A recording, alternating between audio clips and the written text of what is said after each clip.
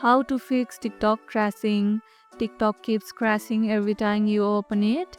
Let's fix that for good. Go to your phone settings and find TikTok in your list of installed apps. Tap on it and go to storage and clear cache. Still crashing? Clear data too, but note this will log you out. Now update TikTok from your App Store or Google Play Store. An outdated version often causes crashes. If that does not help, uninstall TikTok completely and reinstall it fresh. Still no lock? Go back to settings and check for software updates for your device.